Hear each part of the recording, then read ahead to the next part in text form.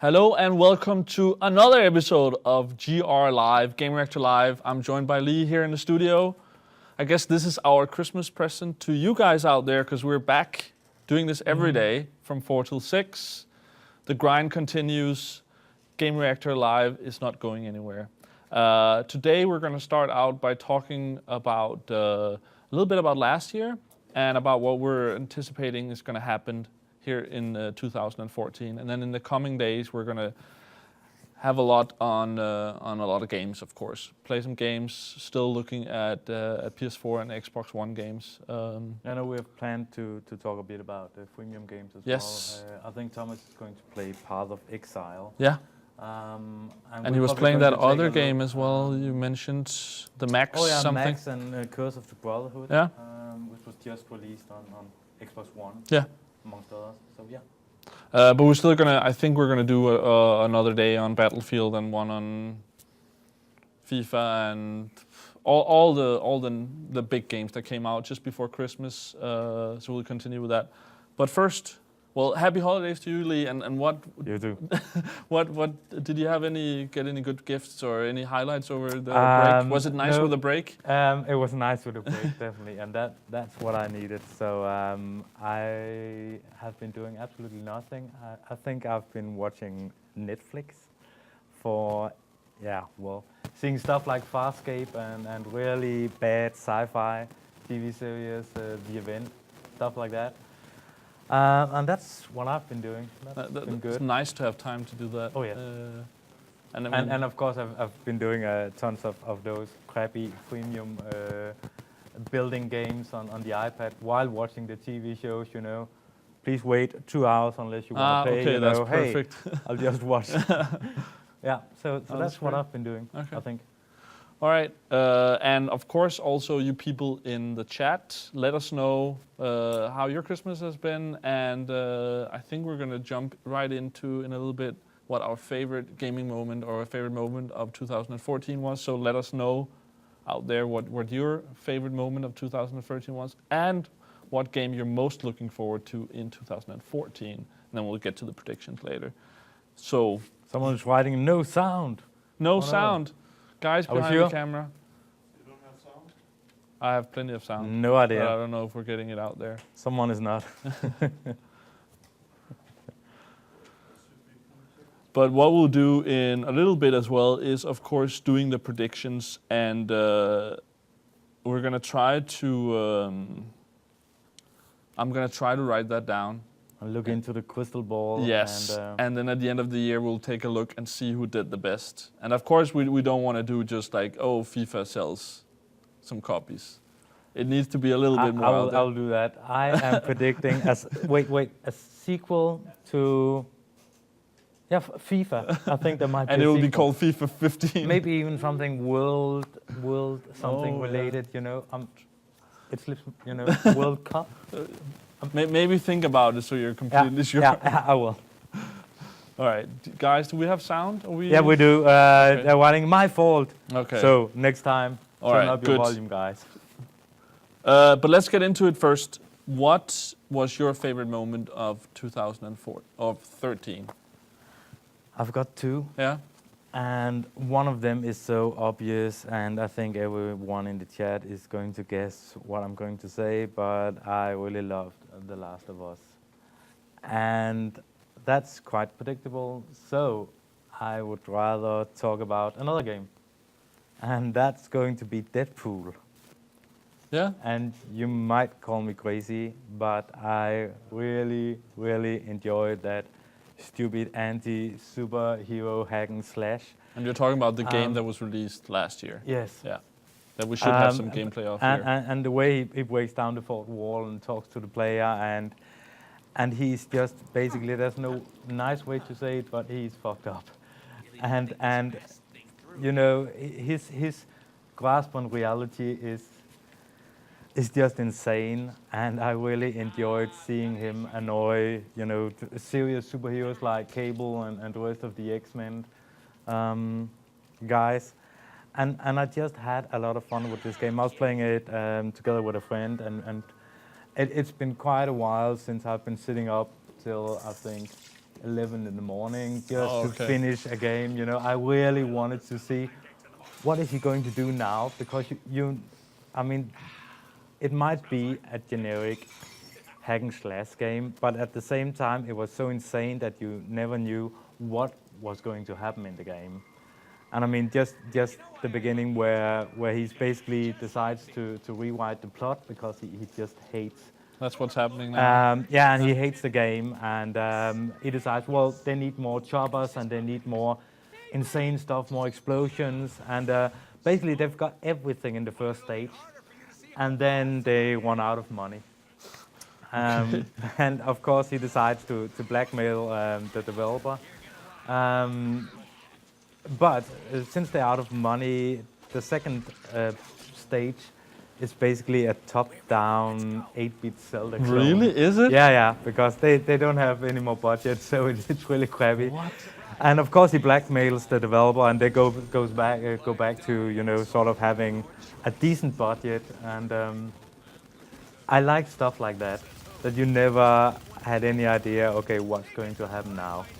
So even though you had stuff like this, so that's, I mean, so predictable in these Call of Duty times. There was just I think a lot of fun. all the first-person shooters that came out last year had a sequence like that. But is it generally a good game, or is it just that it doesn't take itself too seriously that makes it fun?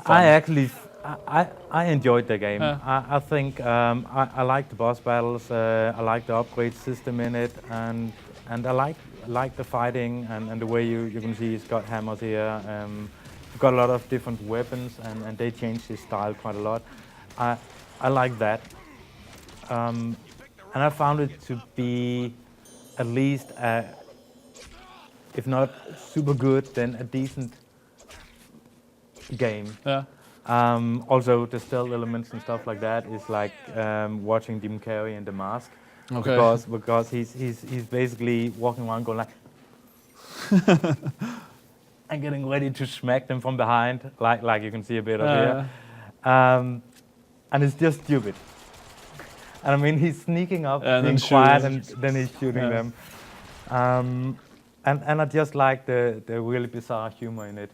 So that was one of my games. That's cool. I think I'm gonna go and check that out, because that's definitely a game that I missed last year. I know it didn't get really amazing reviews, but it got decent all over the line, and I'm honestly not quite sure why it didn't score better. But then again, I had tons of fun, and if you find it in a bargain bin or something like that, I would really recommend it. But that's the thing with games, go. you know, and for any other medium as well, films or whatever, that I think it's fine with good reviews and grades, and I think most people want games that they like to have good reviews, but that just because a game doesn't get a 10 doesn't mean it's not good or fun. And even if it's not good, you can still have fun with, you know, other games as well. There's guilty pleasures and all that stuff. So. Definitely, and I mean, even if it got, I think, between 6 and 8 on the different sides, I mean that's still a decent score. Yeah, if you're into this, maybe if you're only into car games, then maybe this is not the game you should jump into. Maybe it's not. Yeah. All right, I'll do my favorite mode. Just a final warning for people buying this. I do think the first 20 minutes of this game kind of sucks. Okay, so get over that. Yeah. Well, you're looking at it there, and you haven't seen any craziness yet, really. So that's, I mean, I recommend keep playing. Yeah. Okay. And after a couple of hours, I think you'll really enjoy it. Cool. Yeah. All right. I also have a couple. Kind of fell in love. I guess that's one of them. But if we look at gaming, I have two that I will really highlight. One is also related to Last of Us, but it's more getting the game, but then also getting to go to E3, where first of all waiting outside the Sony press conference and get recognized by a couple of guys from Naughty Dog that I was wearing a Last of Us T-shirt, and they were like, "Oh, cool T-shirt," and are you from Gamereactor? And like approached me to talk about the game and stuff. And Gillen and I did a post-launch interview with the two main guys in the game, Bruce and Neil. Bush Straley. Yeah, and Neil Druckmann. Him. That's a nice guy. Where we got to talk for the day, we had to talk to the PRs and everything, but got to talk about spoilers and everything. And they said we were the first in the world where they got to talk to someone about the post, about the spoilers and everything, and having that discussion and hearing, the developers wanting to talk to us and ask us questions about how we played the game. Having that with a game you really love was pretty cool. So that's probably my favorite of the year. The other one that I think was really cool is I got to go to the World Championship in Call of Duty in April last year, and I hope we get to do that again this year. That was really great, and that really opened up my experience of and liking esports a little bit and understanding that a little bit more. Thought that was really cool and totally changed how I feel about Call of Duty. I was always just like playing for fun and everything, but exactly, yeah. Definitely started being interested in esports because of that. So that was really cool. We did quite a lot of GRTV programs from that as well. Yeah. And of course we're going to continue our GR Friday nights, and hopefully we'll have some more info on that soon. Last year you could win a trip to the World Championship. We had 2 Swedish readers actually get to go with us to see the World Championship and got some VIP treatment there and got to meet some of the players and everything. That was really cool. And just seeing that community, how it's, the best players I think in any esport now. We also got to cover League of Legends Championship as well. Yeah. Is where I don't understand anything basically, but these players are like superstars within that community, and outside no one knows who they are. And seeing how that whole community works is really interesting. And I think it's moving towards that they will be more mainstream, and maybe in a couple of years we'll have, they have a TV channel in Korea with StarCraft, but having that, maybe we'll have a couple hours a week in the US where it's Call of Duty or League of Legends.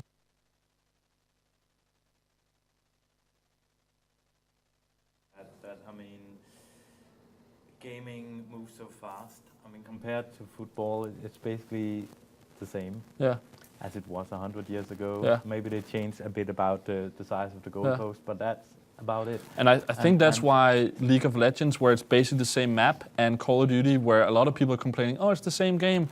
That's why that works for esports.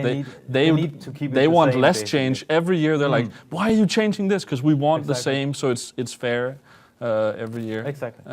And that's kind of a problem, isn't it? Because a lot of gamers just want to play the game to have fun. Yeah. But at the same time, if you're playing it on a competitive level, you want to make sure that everything you've learned isn't thrown away. Yeah. So it's interesting because I got to see some of those things now that they actually play with rules where they remove a lot of the things. There's a lot of things that you can't use, like half the grenades and stuff you can't use, a lot of the weapons you can't use, attachments. You only play like 5 out of the 15 levels. You only play a couple of game modes. So it's very like locked down, just like I guess a football game on TV is way more like these are the rules where if you play for fun, you're like, oh, I mean, you don't play, or was it outside the line or not? It's more loose, but when you play competitively, it's like...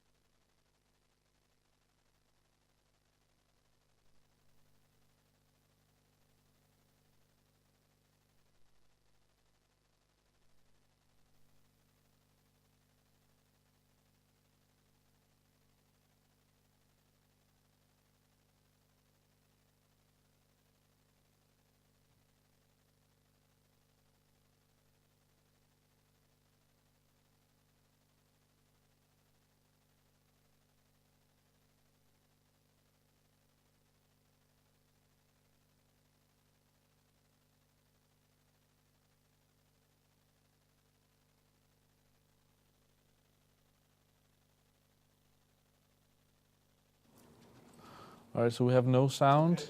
Nick, you're back. I'm back. Am I back? No. So what we're gonna do in a little bit is we're gonna call up Mike from Gamereactor UK and hear what his favorite gaming moment of 2013 was. Also hear what his favorite game of, or most anticipated game of 2014 is. But maybe I'll do that first, and then because we're having a little bit of sound issues with the other mic here in the office, so I'll call up Mike. I hope Mike is ready. Let's see. Am I back again? No, not yet. Oh, did I just cancel the... So we're calling up Mike from the UK. Mike, can you hear me? I can hear you, I can hear you. Can you hear me? I think we can. Excellent. So, welcome to the show, Mike. Happy holidays and all that. Thank you very much. Did you have a nice Christmas? Any good gifts? Yeah, I basically, for Christmas, I got given whiskey and video games. So it was a good year for me. That sounds great. All right, let us hear first off, what was your favorite gaming moment of 2013? It wasn't... The game that I really loved last year was probably Monaco. And the gaming moment was sitting down with some friends and playing local co-op on that for the first time. Is there online co-op on that? There is online co-op. I want to yeah. play that with you here in January. I want to try that. Yeah, do it. Dory's on there as well, so we can get the whole team up playing together. Let's do that. But yeah, local co-op on that game was absolutely brilliant. I hadn't had as much fun with a game for years, and I sat down and played that. So that was definitely a highlight for me. The other highlight was probably picking up the next gen console. Yeah. I had. But Two different you've got experiences. both next gen consoles now. I had two different experiences. The first one was picking up the Xbox One, which involved me getting a train up to London, and then picking up the console from Gillen and on the platform, and then literally stepping back onto the plane and on the train and going straight back home. This again. was pre-release. You got it to review games. Yeah, and then I got the console home, and I basically chained myself to the television and to the console and played it non-stop for like 10 days. I literally probably slept for about 3 or 4 hours every night, and I played it until my fingers hurt, until my eyes were bleeding. But I had a really good time doing it. That's awesome. Lasse, we're not on Monaco anymore. We're playing a Monaco Trail. That's not on the next gen consoles. No. But so you had a great experience with both next gen consoles? With the PlayStation was different. When I picked the PlayStation up, I went to my local specialist retailer, and so I went and I queued and. Have you pre-ordered? Did you pre-order? I did. I pre-ordered Okay. that one myself. Saved up all year, so I was really looking forward to kind of going and picking it up and soaking up the atmosphere. So yeah, I went down to my local store at midnight, and I picked up the console and I took it home and I ripped the wrapper off and I plugged it in, and then I waited for an hour for it to update. But then when I got it working, I was able to play Killzone and Battlefield. I did have to say I did have some troubles. I was still having occasional troubles with PSN. Yeah. I know there are some people, and I'm one of the unlucky ones who seems to have issues with it.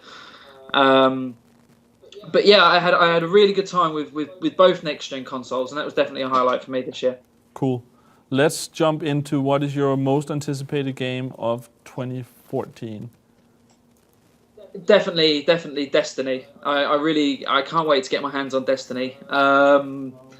Big Halo fan. Played it constantly for many years in all the different iterations, and yeah, I can't wait to see what Bungie have got planned for us and then what the scale's going to be when they take that to the next level. It's going to be really exciting. Are you excited that they're doing something new, or would you want them to do more Halo instead, or more something like Halo? for me, the pinnacle of Halo was Halo 3.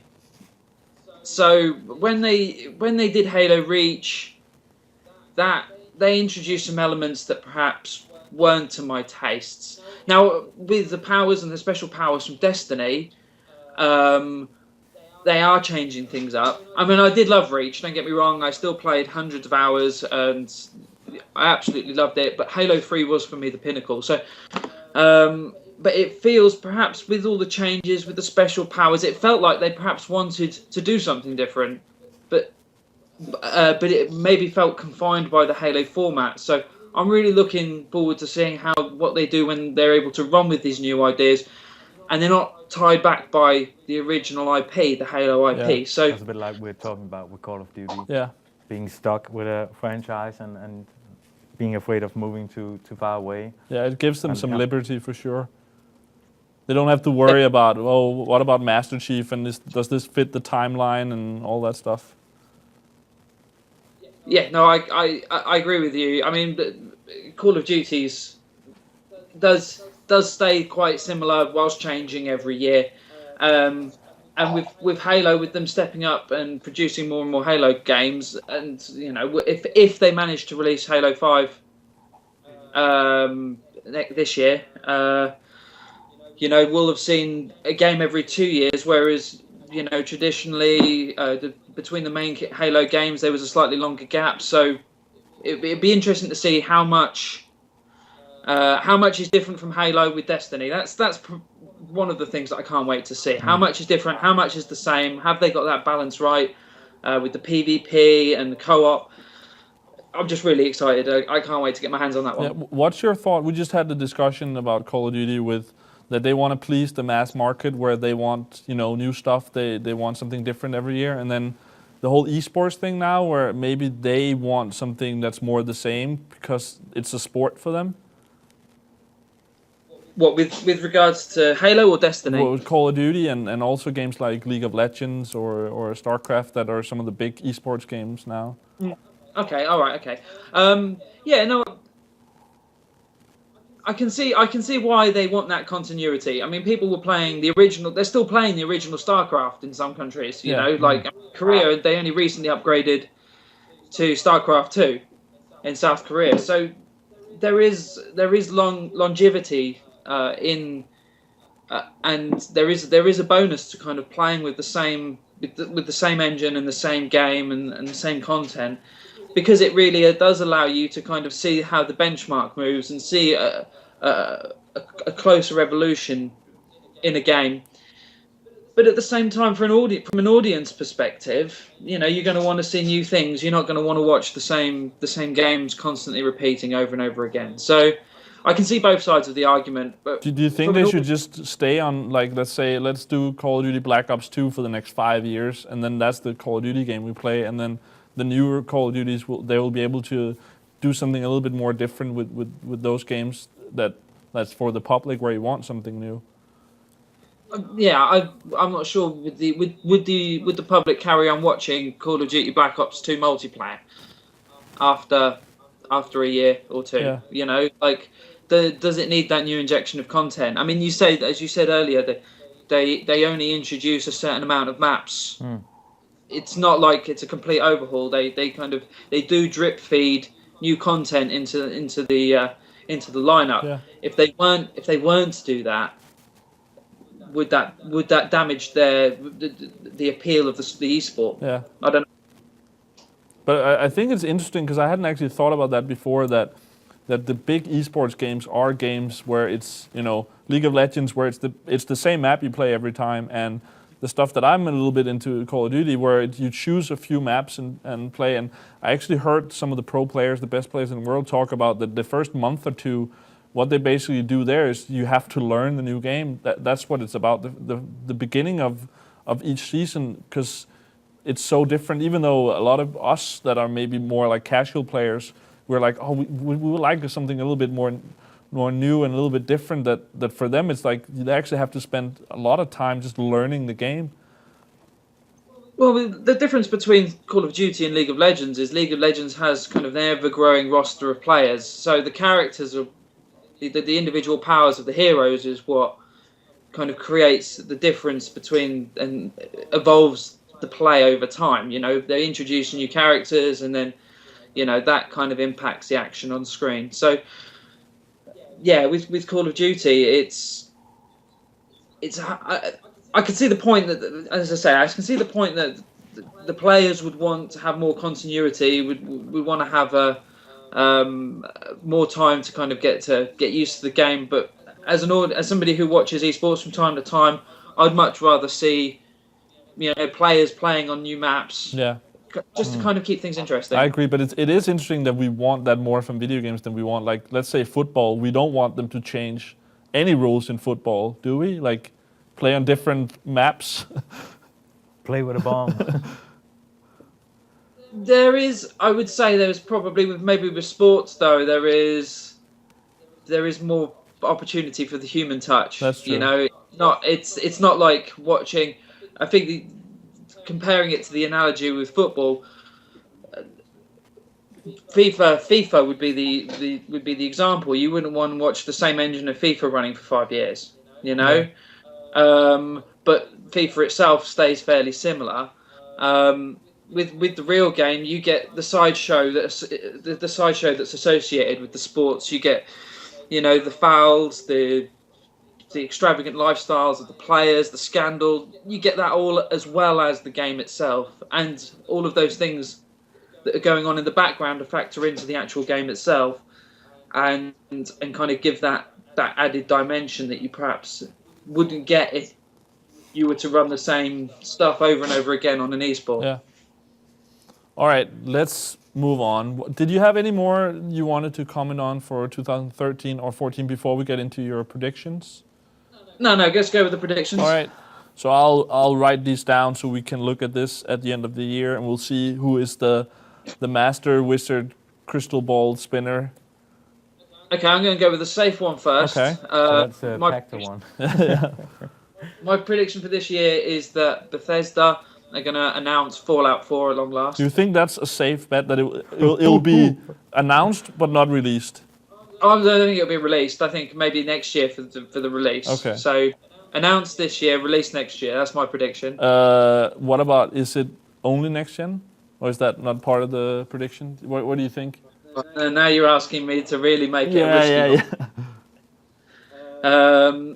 It doesn't have to be part of the prediction. I just want to hear what your thoughts are. No, I think it'll probably by 2015. I don't know. Maybe just next gen. Okay. But I'm just gonna write Fallout announced 2014. I'm quite surprised that was the safe bet. Yeah. I don't think. I think announced is. I would agree with you that it's going to be announced. I think it's brewing. There's something brewing there. that's They true. can keep little snippets. But it's coming. also, you're hoping it will be They announced just as well. removed the old Fallout games from good old games, haven't they? Oh yeah, well, there Yeah. was something So, that I mean, 1 and 2 was free for a little bit. There's a lot of strange things happening around the name, I think. So there might be something to this. But let's just get a Fallout 4. I think that would be great. Yep. All right, second prediction.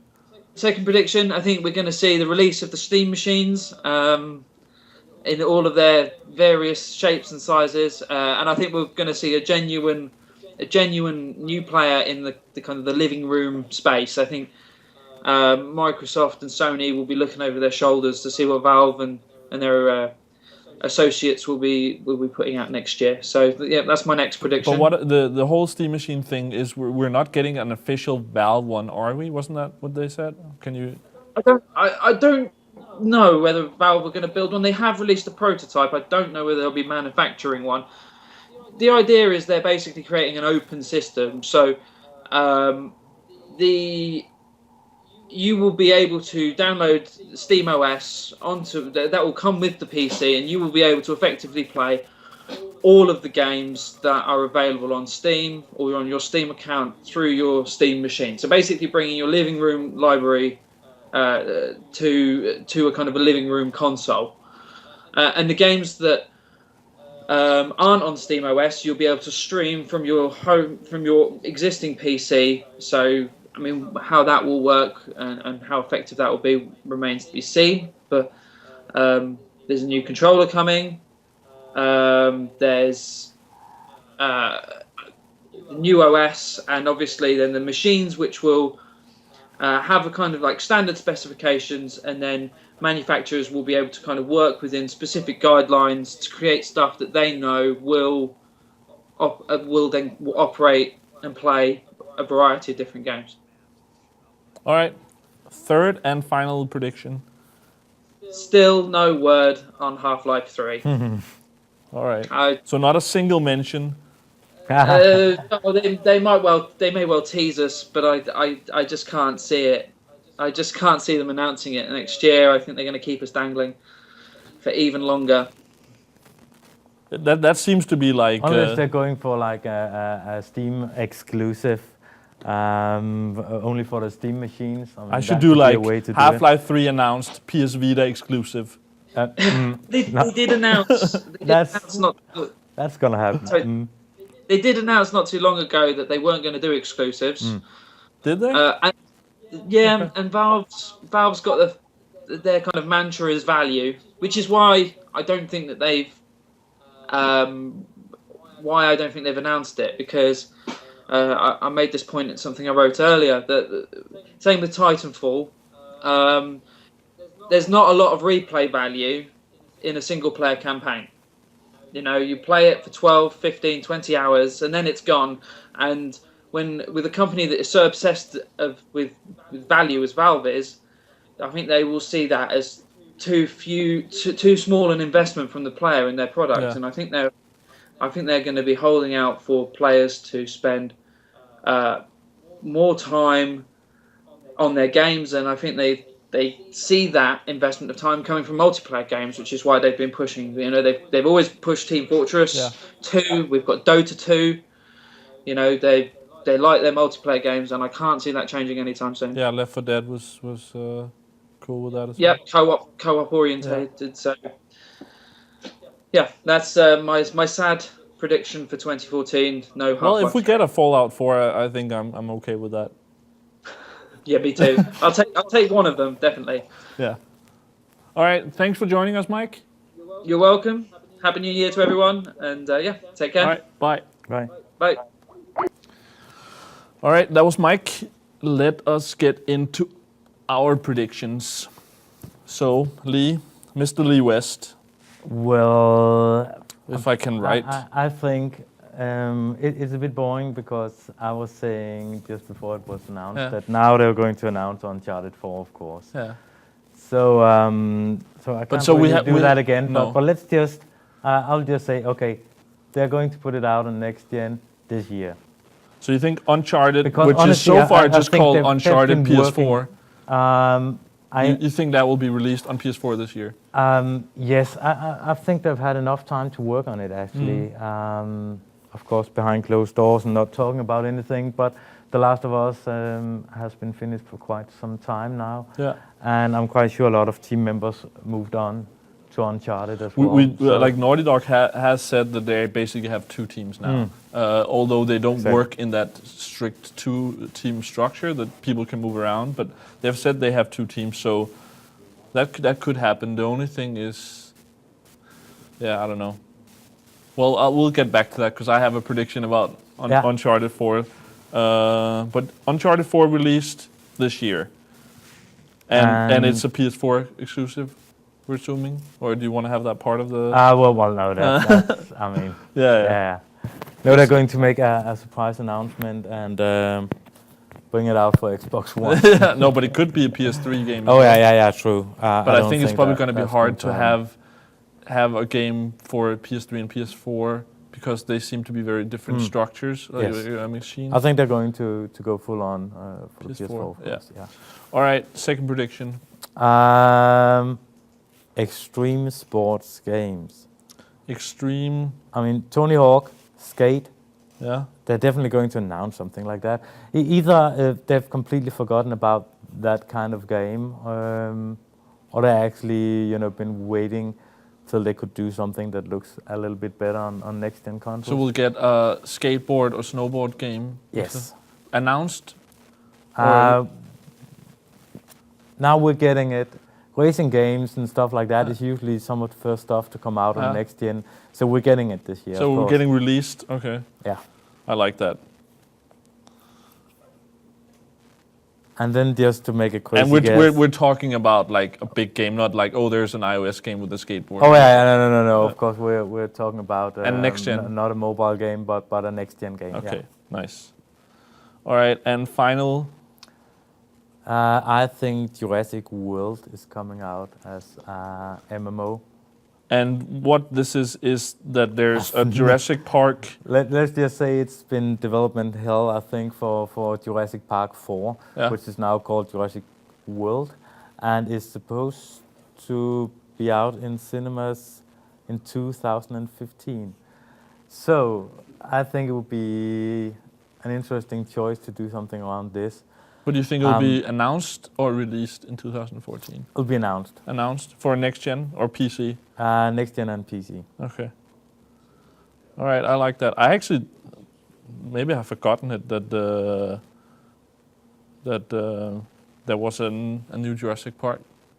Yeah. Is that's not a Spielberg thing, right? I'm sure his name is on there somewhere, but I don't think. I mean, Crichton's name, and it is still the characters of that who's supposed to be in the in the movie. Yeah. But then again, I mean, we have no idea what's going to happen and if it's ever gonna happen.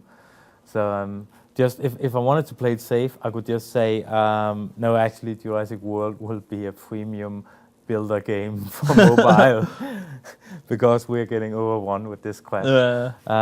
So no, please not. But I like that next gen Jurassic World game announced, and next gen extreme sports game released. That's good. And it's Uncharted. I could see Uncharted happening. I could see that, but I'm gonna go a little bit different on that. We'll see. I think we should call up Ricardo, and then we'll get back to my picks after we've talked to him. So we'll see. Yeah, let's do that. We'll see if he is ready. Our dear friend from Portugal.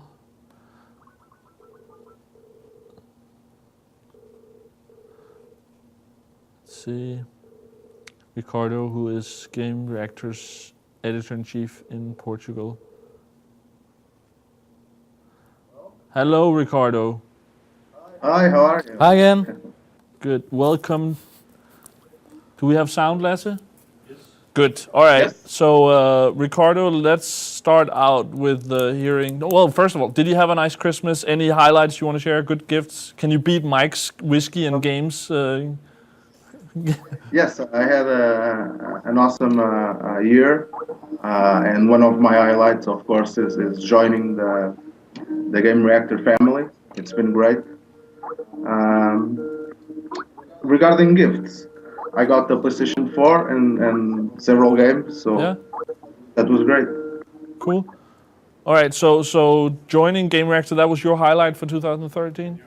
Yes, it's been a great experience, so hope this year is even better. Yeah. All right, and all right, I'm being told I should ask you to turn off the stream that you're watching in the background, or? Okay. All right, and with that, what is the game you're most looking forward to in 2014? Well, if you allow me, I would before that. Yeah, sure. Talk about the Gamereactor's Game of the Year. Yeah. Gamereactor Portugal Game of the Year, The Last of Us. It was very close between The Last of Us and Grand Theft Auto 5. Yeah. But I think The Last of Us just was such a great experience, such a emotive experience. I think it lingered a lot more with the players after they finished the game. For sure. So I think that was important. That was what made the difference between Grand Theft Auto 5 and The Last of Us. I was looking That's the same through for Denmark, actually. We went for The Last of Us as well, even though it was a close call. But because it just stays in your mind, and it's just amazing. I was looking through the different sites Game of the Year before. I don't know if I got to all of them, but it was interesting that almost every country had the same top 4. They had BioShock was number 4 most of the time, then Super Mario 3D World, then GTA, and then Last of Us. That was like really a lot of countries with that. Portugal, Bioshock was third. Okay. Actually. The great thing is it's quite diverse games in, Yeah. in the top Yeah. list. I mean, I think it was the first time in years that we really didn't have a shooter. If we hadn't had, Bioshock, Which Infinite. it's a different and kind that of was shooter. nice. Yeah. But that was really nice having a list of a lot of different kind of experiences. Yeah, for sure. Yes, definitely. I think last year was one of the best games. One of the best years for gaming. I completely agree. Yeah. If you remember games that should be in the Game of the Year list, like Gears of War, God of War, Dead Space, they all came out and they weren't maybe even in the top 30 or 50 even. Yeah. So I think that says a lot of the year we have. Yeah, I don't remember ever having that many games getting that high praise that we had. Where like when Bioshock came out, a lot of people were like, this has to be Game of the Year. And then the same for Last of Us, and like so many 10s. I think the games you mentioned were also a little bit disappointments for a lot of people. Yes. God of War yes. disappointed, Gears of War disappointed. But I totally agree with you that it was a great year for video games. Yes, definitely. Yeah. And what about 2014? Do you think we'll have just as a great year as we did this past one? I don't know. It's going to be hard to have Yeah. What? such a great year, but there are a lot of games I'm looking forward. The Division is definitely on my top list. Yeah. I think it's one game that really looks like it's next gen, and not only in terms of graphics, but also mechanics and ambition, especially considering it's MMO style game for consoles. So it can finally open that genre on consoles. Yeah. And do it.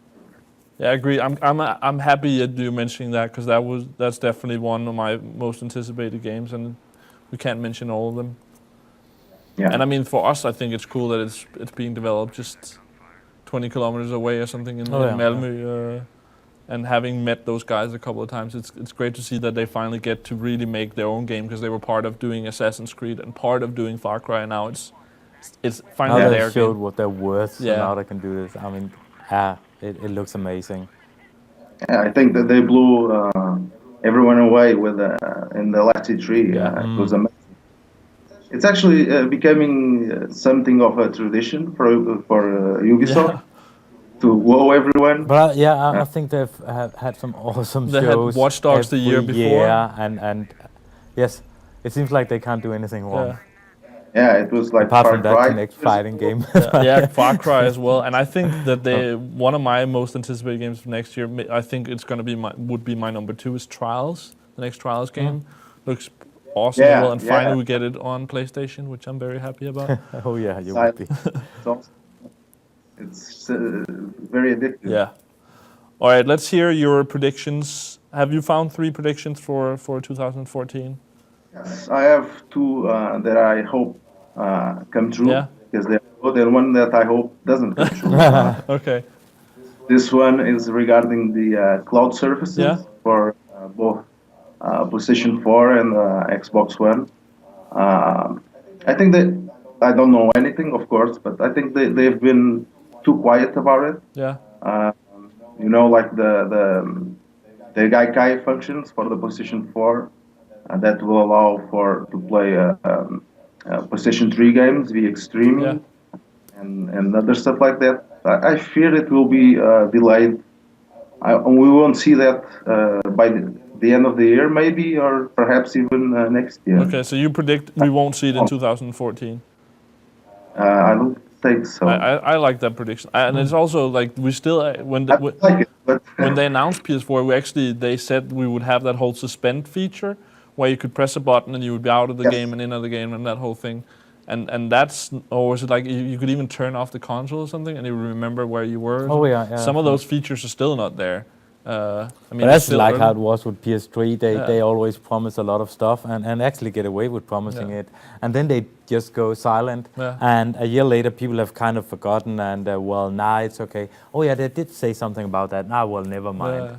At least the remote play thing with Vita is working really well so far, from what I've tried. But Cloud and Gaikai I doubt Yeah. we're going to see it I think that's a good working prediction. really well. Let's hope it's not true. I agree with that as well. All right, second prediction. Okay, I think Nintendo will have a great year. Yeah. I think it will catch a lot of people by surprise. And I think they will have a real new Zelda game on Wii U by fall this year. Okay, released in this year. Yes, I think it will surprise a lot of people. All right. I'm not talking about that new Warriors game. A proper Zelda game. That doesn't count as a real Zelda. I'm talking about the real HD new Zelda game. When was the last one released? That was 2011, 12? Are we talking about? We're not talking about the release of Wind Waker. No, but the last new Zelda, that was Skyward Sword, right?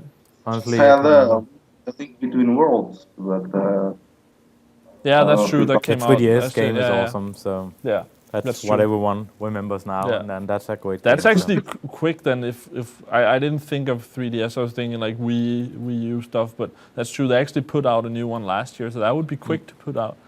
But of course, they have multiple studios. So, I mean, if I'm not mistaken, I think it was the first game, the first new game they actually announced for Wii U during the Wii U conference. Yeah, it might be.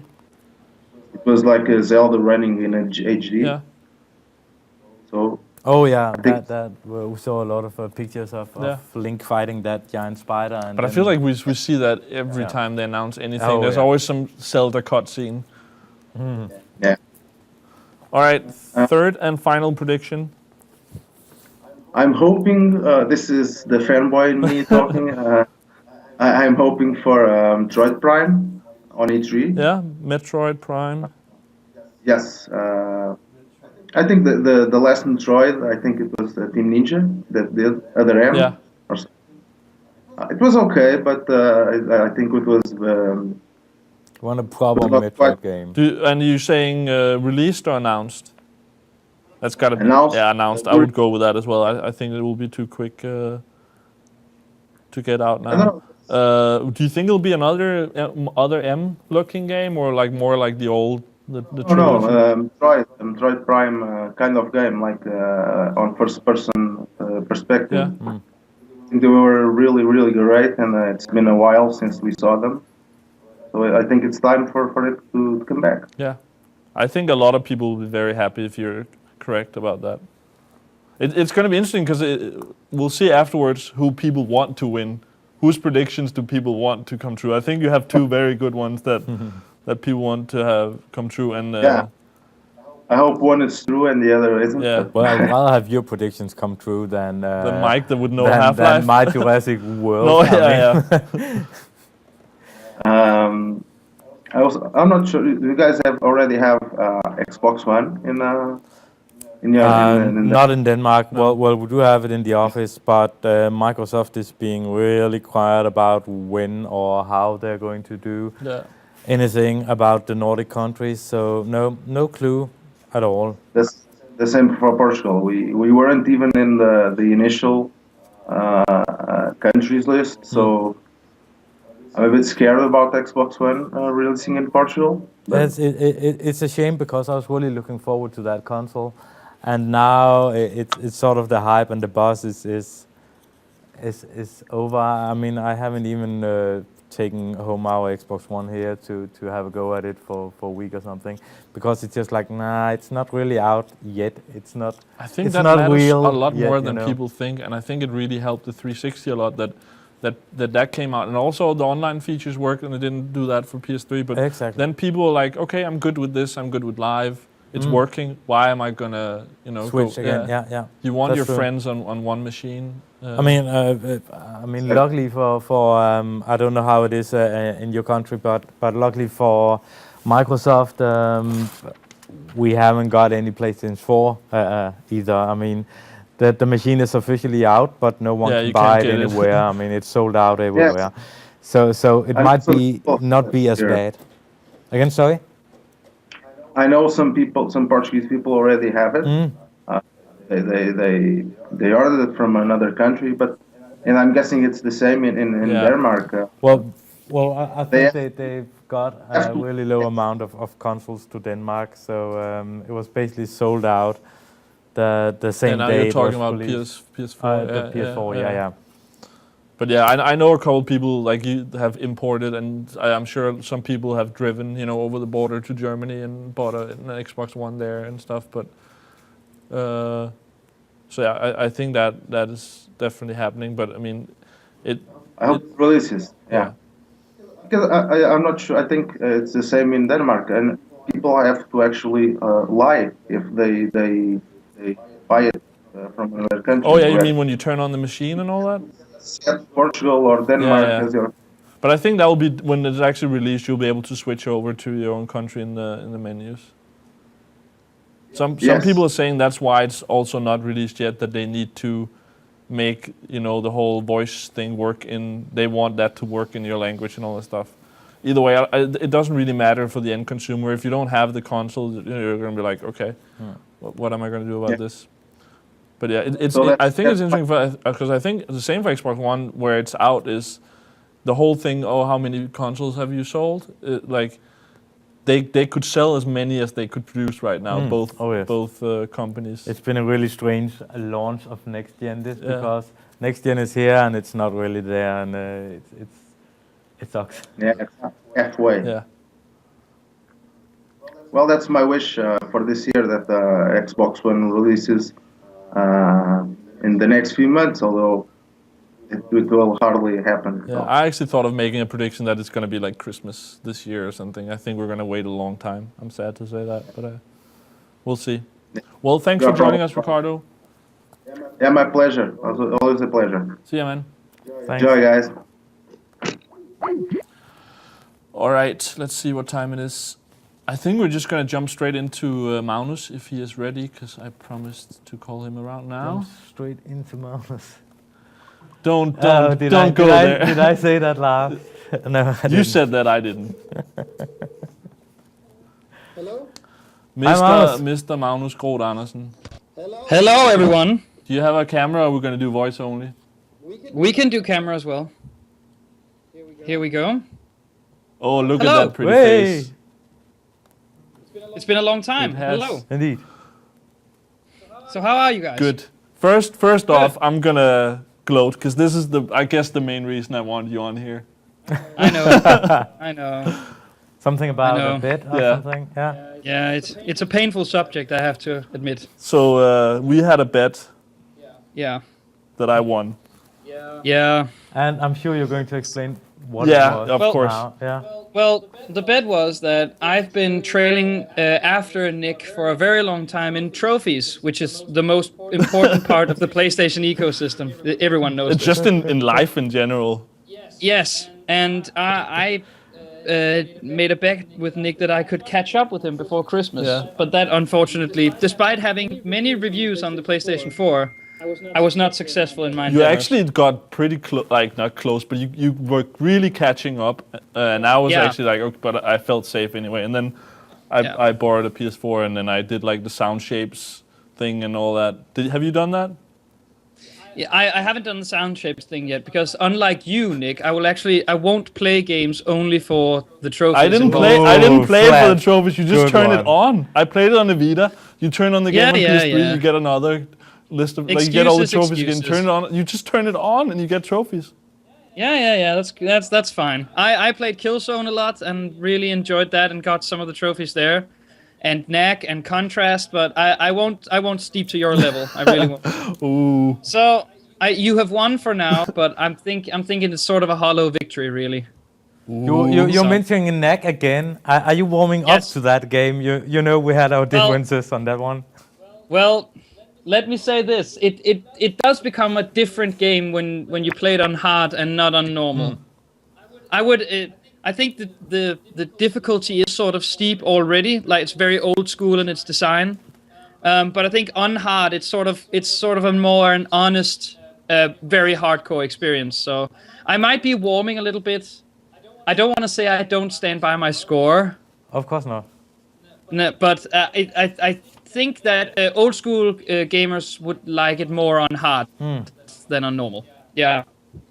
All right. Actually, before I ask you about anything else, I'm just gonna do one of my 3 predictions for next year because it kind of ties into this a little bit. I'm gonna say I'm not gonna own a PS4 in 2014, but I will. Oh, why not? I will earn a platinum trophy on PS4, and I will still dominate you in trophies. Oh yeah, you probably will. There's a lot of good games actually coming out for the PS3 still. Yeah, and I have so many that's 2014. already out now that I haven't played. So Yeah, I'm guessing both Dark Souls 2 and South Park: The Stick of Truth will be part of the your gaming lineup for that year. hopefully. Yeah, which is this previous gen only, if you can say that. Yeah. Yeah, and I think I got to play a little bit around with the PS4 over Christmas, and it's that thing where I feel like it's already now harder for me to play PS3. Like, and I think if I actually bought one, I wouldn't go back and play those games. Yeah. So I'd rather save it, and there isn't a lot of next-gen games out yet, so I'll have time to catch up later. I will say though, I have almost the entire launch lineup. Actually, I've been buying here and there, and it's a really strong lineup. And there are some hidden gems in there, including both, especially I think Need for Speed Rivals and the NBA 2K14 game. Okay. Really exciting stuff, really, and it's not really on people's radar. I think most people will buy it for 1 or 2 like platform exclusives, and then Battlefield or Call of Duty. But that's How about that's really only Blacklight skin and deep. stuff like those? Blacklight Retribution and the other freemium games. Have you played any of those? I have touched a bit on Warframe actually, which we also played on an episode of Gamereactor Live, which is really surprising actually once you get into like the nitty-gritty of the systems. It's really an exciting co-op game. Yeah, I completely Haven't agree. touched too much on either War Thunder or Blacklight Retribution, but I've heard good things about the PC version of Blacklight Retribution at least. Yeah, it looks cool. I saw it at Gamescom, and it's definitely a game that I want to try out when I get my hands on a PS4. But I was just thinking, I mean, when I first booted up the PS4, it was quite amazing how big a library you basically had for no money. And just putting it up, and you can pick a good shooter, and you can pick the superhero MMO and stuff like that. And I think that's crazy. Yeah. And not to say that that library will grow exponentially in 2014. Already, I suppose here in Q1 we should get PlanetSide 2, very successful multiplayer shooter from the PC. So, and that should garner some good reviews. I think the PC version, at least, is very well liked and well reviewed. So yeah. All right, let's jump back to 2013. What is your favorite moment of 2013? Well, we had a lot of discussions at the office of what was the best gaming moments and what was the best games of 2013. Mine personally is the ending of BioShock Infinite. I know there was wrong. controversy. Yeah, I know you think I No, but we're not going to spoil anything, but I agree, the ending is amazing. I really like that. Yeah. And I think like the ending was one of the most mind-blowing endings to a crazy roller coaster ride of an experience, at least for me. I have to say, I think that the closing moments, without spoiling anything, of course, of The Last of Us as well, is really high up there for me. As like, moments where you sit and the screen goes black and you're like, what the hell just happened? Yeah. I think those moments really stand out as being the most powerful ones for me, at least. But I think the ending to BioShock Infinite was I had to spend days like thinking about it and reflecting on it, which I thought was really powerful. So cool. We won't spoil anything, but it's everyone should play it and experience the ending. I agree. I guess people will know by now, but we have a little bit of a competition did going. you play it on but did you play it on PC? I can't remember. You played. No, I played it on PS3. Oh, okay. Only Rasmus, I think, played it on the PC. It just seems to me like the Vegas is a bit different console versus PC. Yeah, the controls. And actually, a lot of people are enjoying it more on the PC. Yeah. And it seems to be a general consensus. And every time I kind of speak with someone who didn't like the Vegas that much, they played it on the console. And a lot of people who and really if they loved loved it, it was on the PC, so there must be some difference there. Yeah, I think that's true. And also, the frame rate was very unstable. I think the art of Bioshock is very beautiful, but the technical performance of it was kind of itchy here and there on the consoles. I actually think one of the things that maybe where I think Bioshock was maybe the best game last year was the music. And I think that was some of the coolest moments. The first time you meet the guy singing on the floating boat or whatever it is, singing the Beach Boys song, that was really the barbershop cool. quartet, And I don't know, I don't think a lot of players actually discovered that Easter egg. I know it was all over YouTube, but if you go into a cellar in a pub somewhere, there's a guitar you can pick up, and Elizabeth will sing a song for you, which is very beautiful, actually. I missed a lot of these eggs, but that one I actually found, so that was... I think that's one of the problems for Bioshock Infinite for me is that a lot of the cool stuff you have to really seek out, and I missed some of it. Oh yeah, a lot of the structures that are behind the side missions and the things you can do besides the main story is very well hidden, hidden to such an extent that I think like maybe 80-90% of players will just stray right past it, and I don't know if that is a overall, when you look in the hindsight of it, is a very good design decision. When you make some content that is really so deeply hidden that not many people will experience it, I think that's a shame. I think I'd rather, have it hidden a bit away than forcing players to, play through a game that is 15 hours long instead of 8. That is true. And I think that's one of the reasons they did it. That's true. For me, it just became that I wanted to find it, but couldn't find it. Ah, okay. Yeah. I think one of the brilliant things about The Last of Us is that scavenging for supplies is one of the main aspects of the game. Yeah. And so when you scavenge for supplies, you will automatically find hidden things in the environment. But you didn't have to really scavenge anything in Bioshock, so searching through the environments wasn't really necessary. Yeah. It didn't really... it didn't force the player, at least, to... So. All right, let's jump into next year. What is your most anticipated game of 2014? I have... Mostly, I think it's probably The Witcher 3. Okay. I've only played the first one for an hour or two, and I really dug into the second one. But I think that CD Projekt Red, the developer behind it, has always been looking towards making The Witcher 3, which is this gigantic, open, and detailed world. So I think that this game is sort of, as an idea, as a concept, has been underway for many, many years. And they've always wanted to make this game, and they are truly talented people there, and they make some of the best RPGs on the market. I can't wait to see what they do. And I remember when the new consoles was announced, I think that The Witcher 3 was one of the games that looked most next-gen, if that makes any sense. Yeah. So I don't know when it's out. I think definitely it's a 2014 game, but we'll see. I think it's actually first half of the year, really. Oh, right. I think it's at least one of the best competitors against the Bethesda title that will come out this year, if they release either a Fallout or an Elder Scrolls game. I haven't played the other two Witcher games, but I definitely want to play Witcher 3. You should try the Witcher 2 on Xbox 360 is really something special. Okay. It's hardcore in its design, and it won't hold your hand like say Skyrim will. Okay. But it's really a special experience. Another game I need to play on I guess now last gen. Before at least for I think the 3 games you really need to play on Xbox 360. And it's, in my mind, Forza Horizon, if you like cars, The Witcher 2, and Alan Wake, I think, is the most special experiences on that platform. What about Trials? The HD one? No, what was the Evolution? Oh yeah, isn't there? Didn't they announce new Trials games at E3? Yes, and that coming for both platforms. My runner-up for most anticipated game, Trials. All right, understandable. Yeah. Love that. We'll love that series.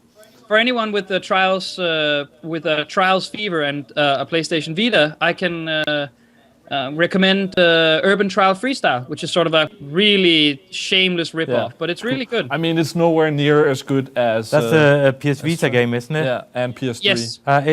Isn't it free at the moment on PS Yes, Plus? on PlayStation Plus. Yeah. Yes, for European PS members for I think a week or two. But everyone should download it. It's really good. Yeah, you might as well when it's free. Yeah. Yeah. All right, Magnus, should we jump into your predictions? Yes. I had to come up with these on the spot, so they are probably a bit boring. But we'll start with the first one.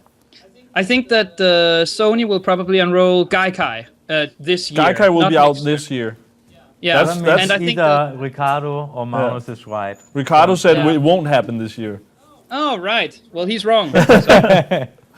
I think when it becomes available later this year, it will only be backwards compatibility for a selected number of first-party titles, like 10, 15 first-party Sony games. I actually thought of saying that, like it will come out and it will be like 10 PS3 games and that will be it. Yeah. I think it will be a very closed club of the first while until they get the subscribers numbers up. Do you want that part of your prediction? Yeah, well, we can do that. Well, how many games will be out? Max or minimum? Minimum 10, maximum 20. Okay, so 10 to 20 games will... yeah, okay. From day one. Cool. All right. And number 2? This is sort of a loose prediction, but I don't think that the Steam boxes will be as big of a change as many believe it will. I think it's too open and expensive of a platform to merge the PC and the console market like that. I don't think it will create the splash that many people think it will. Okay. And you don't think we'll the whole see. approach of it being like basically a VHS? Yeah, you don't think that would smart. help? I think it's a very smart approach, and Valve is one of the smartest thinkers in the business. But one of the prototypes that was sent out had parts for $1,500, and that doesn't really change anything because it's still 3 or 4 times a console price if you want one. And I think when they come out at CES, it will be more expensive, maybe 2 or 3 times the cost of a new console. And I think then the console market won't bother anyway. I totally agree. That's kind of been my argument. I think I'm sure some people will love it, but for me, like, there's 2 things that make the consoles like popular. They're cheap, and they're so easy to use. And I wonder. I mean, the price. It sounds like will be very expensive, and I wonder how easy it would really be compared to a PS4 or Xbox One with these Steam machines. Yeah. I just think that if you say that the PS4 is $400, I think that no matter how smart Valve is, it's impossible to make a good PC for $400. Yeah. It just won't work. That's not even enough for a cheap laptop in Denmark. So I just don't think it will.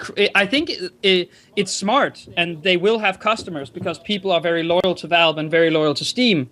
But I don't think it will be this big game changer that it's been made out to be. All right, cool. We'll see how we'll judge that at the end of the year. That's a little bit tougher. Well, the CES is right around the corner, and we will know some of the strategies by then. Yeah, actually, already tomorrow CES is happening. Yeah, and Valve is holding a keynote, I think, so we'll see. Okay, cool. And your third prediction? This is kind of a no-brainer in my mind, but my third prediction is that I think GTA Online will come to PC and next-gen consoles, but without the single-player component. Oh, okay, I like that. Really? I think without the single player. I think that GTA Online will be a paid download or free if you already have a user on the previous gen. And what if you don't? Then you buy access to online? You buy access to online for a very discounted price, I think, on next-gen consoles. Well, I think the judge is out on the PC. I think they will get the entire game, actually, but next-gen consoles will only get the online component, so I'll I think, scratch PC and just write next-gen. GTA Online on next-gen, no single player. Yeah. Okay, cool.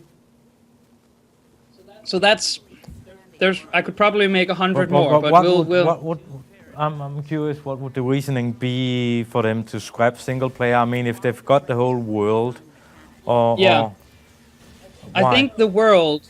I think it would be at least financially smarter to let GTA live on next gen. But I think the people who wanted to experience the single player component have already bought it. We've seen that it's sold so many copies, but GTA Online can't live on in by extended DLC. We've already heard that they might expand the world a lot with maybe previous made Rockstar worlds like Liberty City or Vice City or something like that, but that could really only exist in the online space.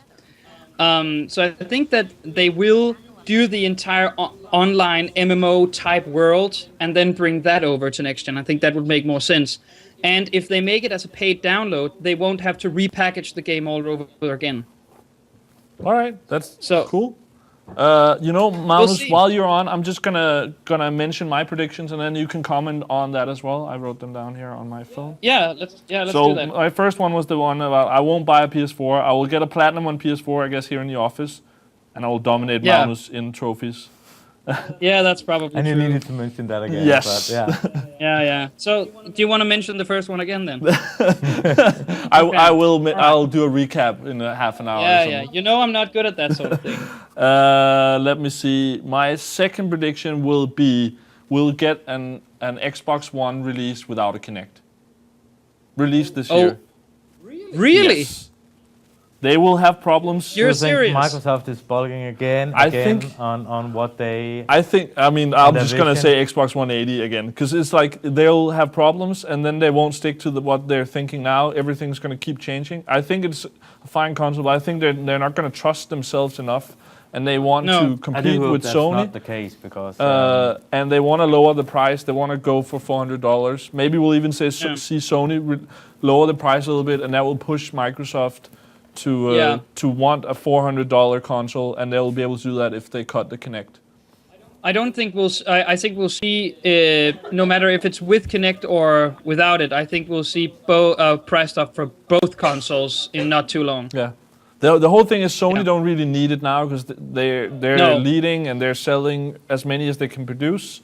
But Yeah. I could see Microsoft do it if they can produce enough consoles to try to push Sony. And if that happens, maybe Sony will cut their price a little bit as well. Well, you see, I think that the user interface of the Xbox One is so messy without using voice. Yeah. The menus itself. So without without the Kinect attached and the ability to use voice, I think they would make their system, at least in this UI state as it is now, would make it way too complicated for the general But consumer. the UI needs an update anyway. And, Yeah, and it I does, mean, but- I think half a year ago you wouldn't have thought that there would be a 2DS, but it happened. No, yeah, but that thing, I have one and it's good. I mean, it's a very smart idea, but man, it looks so stupid. And it sounds stupid as well. It is, and it's I think it's the worst looking handheld I've ever seen by a long margin. And just if you look at that then it just makes sense that there will be an Xbox without Kinect. Yeah. When you say it like that, I think it does. Yeah. All right, and So- my third and final prediction, I think we'll get a title and a release date for the next Uncharted game, but it won't be called Uncharted 4. It'll be called Uncharted : something, just like we had with Killzone and everything. That's kind of my safe one. I guess the Yeah. one with dominating you in trophies is kind of safe as well. But Yeah, let's dwell on that, shall we? yes, we shall. I think it's a very given that Uncharted won't be called Uncharted 4. We've seen that little rebranding that Sony has done with almost all their titles. I mean, even Infamous, which would make sense to have a third installment, is now called Second Son. So I think it makes sense. I don't think it will be out this year by any stretch of the imagination. I don't think they can produce an Uncharted game in 2014. We'll see. Lee is betting on that. That's one of his. Oh, predictions. really? Yeah. Okay. Yeah, I think they have two teams. I think people are underestimating how much free time they've had since The Last of Us, and that they've actually got two teams, and the other guys haven't been doing anything for quite a while. Since Uncharted 3, Yeah. that was Yes. 2011 that came out. So I do think they've had about 2 or 3 years actually already working on stuff for the game. I hope you're That might right. be true, yeah. An Uncharted game. Well- If we get an Infamous and an Uncharted this year, You'll it's gonna be in heaven, then it's gonna be tough not buying a PS4. and you'll buy one then. Yeah. We know it. Well, so Lee, you're counting on the official announcement to be at E3 Yeah, I would say so. Yeah. with a release in the fall or winter of 14. Winter. Do you guys remember how has it been the other years? I think Uncharted 3 was announced at the VGAs, right, in November, and then we got it the following, like a year later. Yeah, but it could happen E3 and then November. But for all we know and all we've heard, The Order 1886, which is an Uncharted-like game, linear third-person action game, is also slated for a fall/winter release. Yeah, but I think that they're aiming that at like October or something like November. It could be early fall for that, and then Uncharted later. So The Order for October and maybe Uncharted for December. Yeah. Okay, that would make sense. Yeah. That's true. And I think the most exciting thing about the PS4 is that there's so many studios at this point that we know are all working on PS4 games. So yeah, Shuhei Yoshida said that all the studios are working on a PS4 game. Yeah. All first-party studios are working on one or more PS4 titles. That's crazy. And even now, when they're like, part of Naughty Dog is now working on DLC for Last of Us, but when they wrap, they will also work on a PS4 game. Then they will have 2 projects at a time. Yeah. And I think from what I heard, Media Molecule will also have 2 projects at a time, and Sucker Punch will also have 2 projects at a time. Yeah, that's crazy. And then we have like little guys like Sony London, and what about Quantic Dream now that Beyond is out of the door? Sony Bend. I mean, Sony Bend. Everything could happen. Yeah. But I think we'll probably also see a new Siphon Filter. I think. You think so? Yeah, from Sony Bend, I think that would make sense. What about them and Vita Uncharted? They will I don't think they're big enough to carry 2 teams, but I mean, if he is truly honest about every studio working on a PS4 game, then I think it's sort of a given that they're working not on a new Uncharted game, because that still belongs to Naughty Dog. So what's left then? It's either The Getaway, which is a long forgotten IP, Sony-owned IP, and then we have Siphon Filter. So. But they could do new IP just like The Order. They could, and I think we'll see a slew of new IP announcements at this year's E3 once the new consoles have sort of gotten into the consumer's hands and they have a stable number of consoles out there. We'll see a lot of new IPs. I think it's going to be really exciting E3 with all that. I think the Last of Us team, I mean, they're wrapping up stuff, the DLC stuff and like that. Do you actually think they would maybe surprise everyone and bring it out for the PS Vita? Last of Us? I don't think so, and I don't think we'll see it on PS4. But I mean, no, I don't think so. I think that'll be Gaikai. I mean, that would be Sony's. That would be amazing. I mean, if they brought out The Last of Us for the PS Vita, and do cross-buy. If you bought it, you get it for free on Vita. And then you have the PS Vita, and then you go like, hey, it works so well with the PS4. I might as well get a PS4, you know. And they could get the ball rolling. Don't you also think that the remote play thing that we have going right now between PS4 and PS Vita, I think is also a testing ground for how Vita would work with Gaikai. Yeah. Maybe streaming a whole slew of PS3 games. Yeah, I could totally. Have you played with the remote play? That you can remote play from Gaikai. Yeah. No, but have you used your PS Vita together with your PS4 at home? Yeah, it works very nicely. Exactly. I'm very surprised about it. I have a pretty strong internet connection here, and I haven't tried it outside my own home network. But using to play a very frantic, fast game like Need for Speed, for example, I think the little time difference from the big screen to the small screen is so negligible that you don't really notice it. I've found it to be a very, very nice way to also have those experiences when you're not near your television or the television is being used. Yeah, I could see that happening with Last of Us. That Last of Us, if you're right about the whole Gaikai thing, that will be one of the 10 games, that would make sense. Definitely. And then you'll be able to stream it to Vita as well, and then you can play Last of Us on Vita. I could totally see that happening. Indeed. And imagine if there's, you could do it on your PS4, but from Gaikai launch date, you could have 10 or 15 very strong PS3 games that you could stream on your Vita. Then it suddenly becomes a very, very strong prospect, I think, for a console. Yeah, that's true. For handheld consoles. Something that Nintendo, for example, can't do because 3DS is their strongest console at the moment, but their most popular game, the Super Mario 3D World, is not playable on it. Yeah. So I think it would make most sense to have the struggling PS Vita receive a huge PS3 library at the same time. Yeah. It would really elevate the Vita to, because I think there's a lot of great games now, a lot of indie games.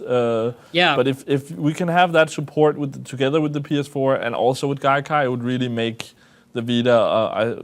I could see it sell a lot all of a sudden. Yeah. But we'll see. By the way, if anyone has a PS Vita, play Spelunky. I'm having a fantastic time with it.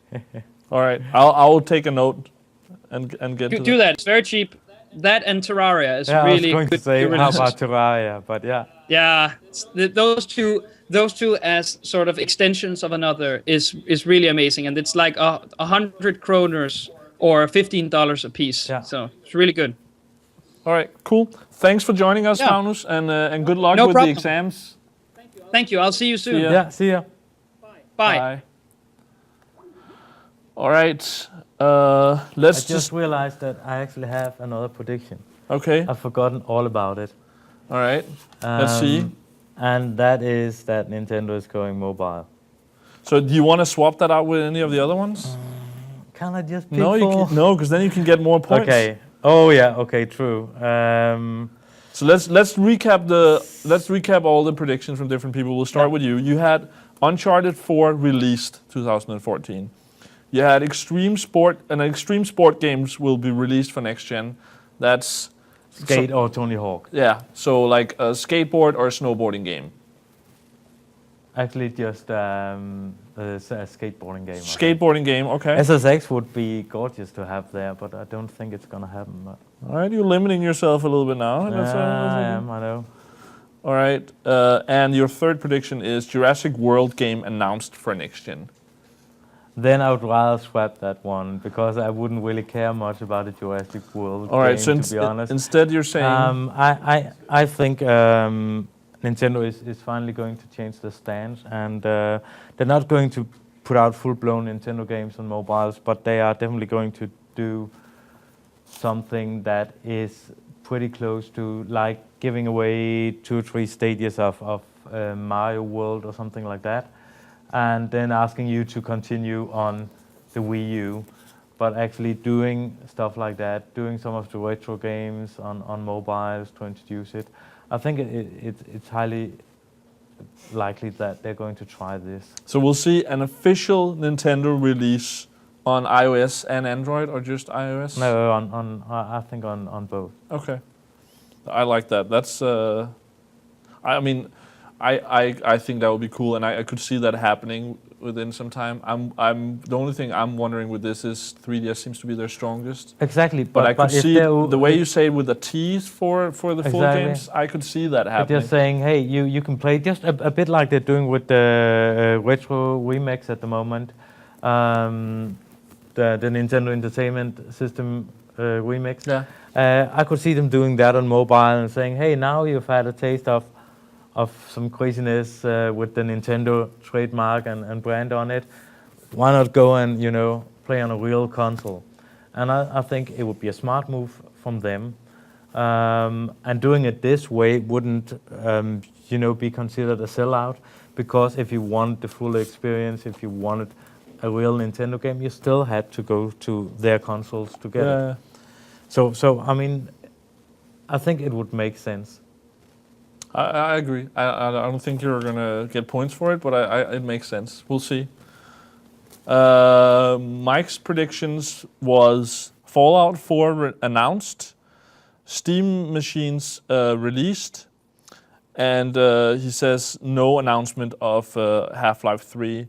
Ricardo says no. Well, the cloud service will be delayed, so we won't get any of those features. Zelda announced for Wii U and released, and we'll get a Metroid Prime game announced. And then we had Magnus's predictions. That was Gaikai will happen, 10 to 20 games. Steam Machine won't be big. And GTA Online, I like this one, will be released on next gen without single player. That's cool. That's I like that. Bold step, crazy bet, but yeah, let's see. And then I won't buy a PS4. I will get a platinum on PS4, and I will continue to dominate Magnus on trophies. We will get an Xbox One without Kinect released this year, and I think Uncharted 4 will get a title and a release date. It won't be released in 2014, and it won't be called Uncharted 4. So we'll see. That's 5 of us doing predictions. We're still missing one. Our dear friend from the UK, Gillen McAllister, we'll see if he is ready to defend his predictions. Let's see here.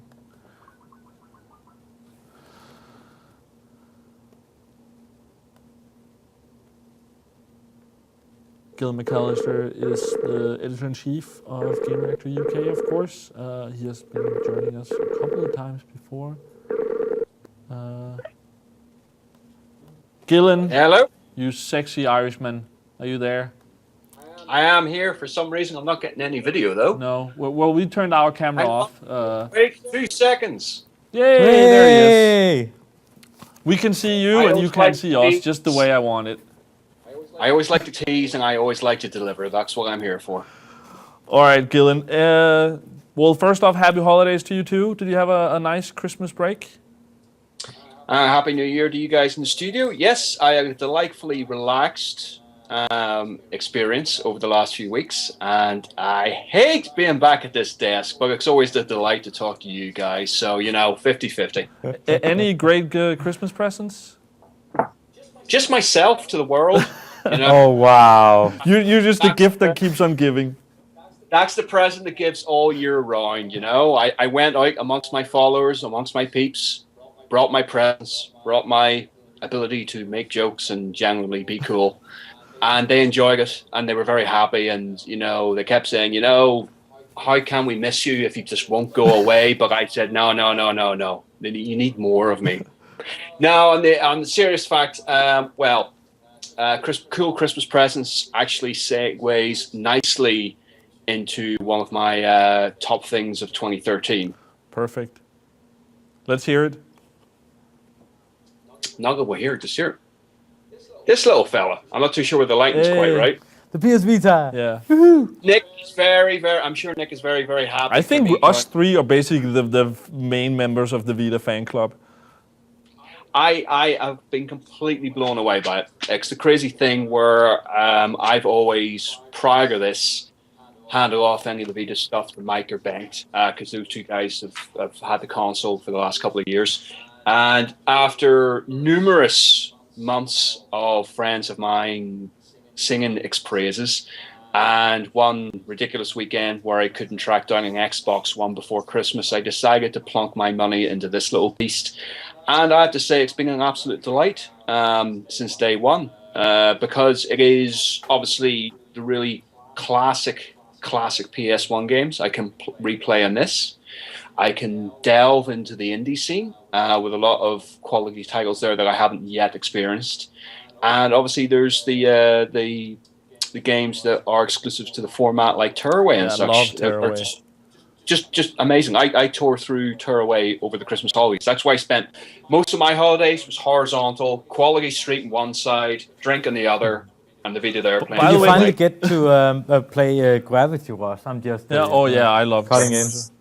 How can I forget to talk about Gravity Rush? Yes, I'm You did. only maybe 20% of the way through it, but I think Gravity Rush is potentially one of the most beautiful looking games I've ever seen. I love the art style for it, and I love the concept, and I love that idea. It's the closest thing to flying, even though you're not really flying, obviously, in Gravity Rush. The closest Exactly. sense of that experience I've had in gaming since Nights into Dreams on the Sega Saturn. Oh, yeah. Yeah. Oh, I'm glad to hear. One thing that I noticed playing Tearaway is like I played a couple times in bed, just like with the lights out, woke up, or just before going to sleep. And sometimes you get that thing where you're in the sun or something. And sometimes it wasn't. But we definitely need to talk more about Gravity Rush.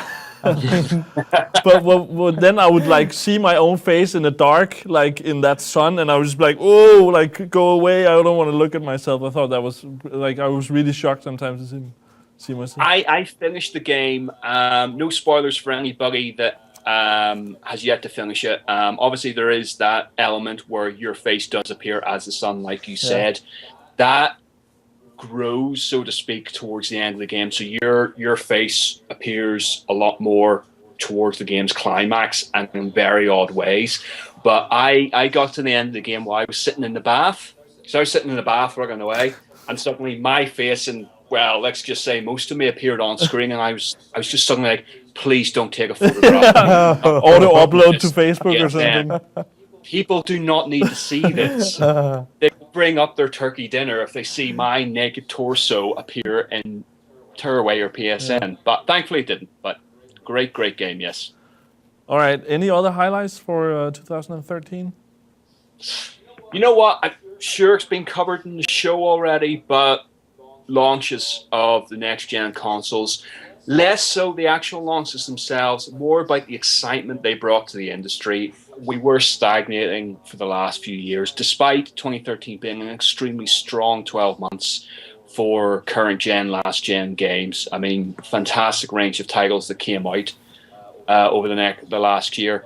But as soon as E3 hit, certainly as soon as they did the announcement for PlayStation 4 and Xbox One, you could feel everybody being energized and talking about it, and that's really what dominated the headlines. And whilst I feel the launch lineup was poor for both consoles simply because of those delays, and we're in that moment now where we've finished all the launch titles and we're waiting for the new stuff to come out, I think having the actual hardware and seeing what the next gen stuff would be, being these multimedia hubs, Twitch streaming, etc., it really jazzed me. I was very, very happy to have these things and see these things actually working. And I'm really incredibly looking forward to this year. Certainly running down the titles that are due out this year, and certainly maybe sequels and new IPs that might not even make 2014.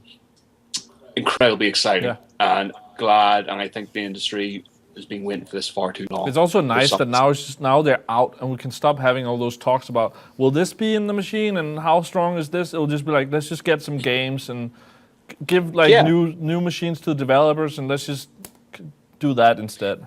At the end of the day, and I guess in a way the PS Vita proves that, and 3DS as well, and certainly the indie titles that have dominated the PC scene, it's not about the tech, it's not about the hardware, it's the gameplay at the end of the day. Of course you need the tech, and that's what we've needed for the developers, so they can make games. But then again, I mean, I don't really think you need tech as much as you just need good gameplay. But there was just a lot of interviews we did where they wanted it. You wouldn't say, hey, we need tech because why? Because you couldn't get a good GameCube game or what? I mean, that's old tech, but you had gameplay, and gameplay is still king. True, but definitely a lot of developers were asking for new. I know, and it might be something like sandbox games and stuff like that is hard to do on a current gen. But then again, in 5 years' time, we're going to say exactly the same about PS4 and Xbox One, and saying we can't do it, but we can. I mean, The Last of Us really shows that you don't need next gen to give a crazy good experience.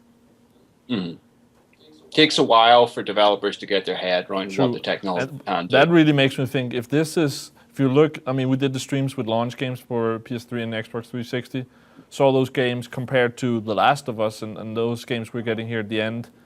Think about what games we're going to be getting in 5 or 6 years when the developers really have learned to take advantage of PS4 and Xbox One. Well, I thought it was interesting where you guys were playing Cameo, that Xbox 360 launch title, and that still looked really good. And I think that is very complimentary of the art style for that, and it's something similar with Wind Waker. Now, I know Wind Waker's HD remake, dazzling, but the original looked great as well. And so the less you lean towards realistic sort of styles and more artistic interpretations of life, I think those type of games will be timeless, and those ones will always look amazing. All right, let's get into your most anticipated game for 2014.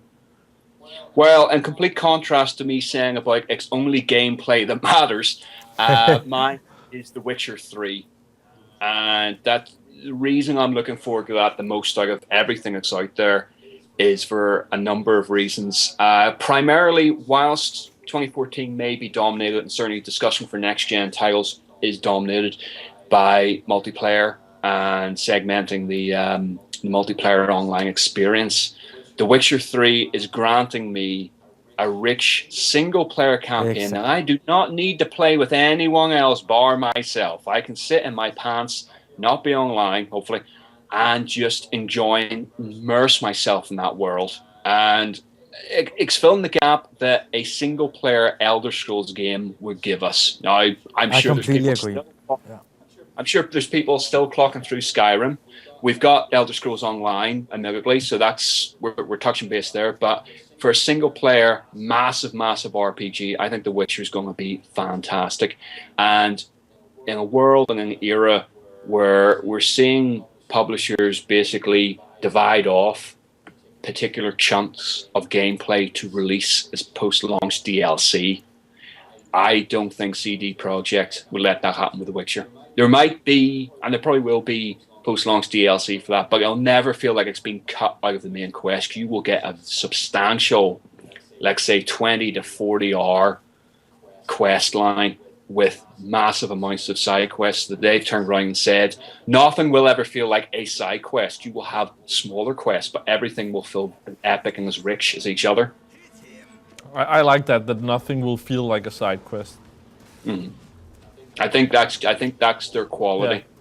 They, with everything they do it with such an extreme degree of detail that you can't go, all right, that's a little 5-minute diversion. Everything's a pleasurable pursuit. Cool. All right. Do you want to get into your predictions? Nope. No? You just know you're not going to win anyway. You're noting down there, and I'm going, right, so Nick's basically working out how much money he's going to get off all of us when things come true. And I, you know what, I'll put £20 aside. I'll give it that at the end of the year. Predictions for 2014. All right, I'm going to go with the obvious one. When I say obvious, it has to be obvious. There has to be an announcement, at the very least, of a brand new Zelda for Wii U.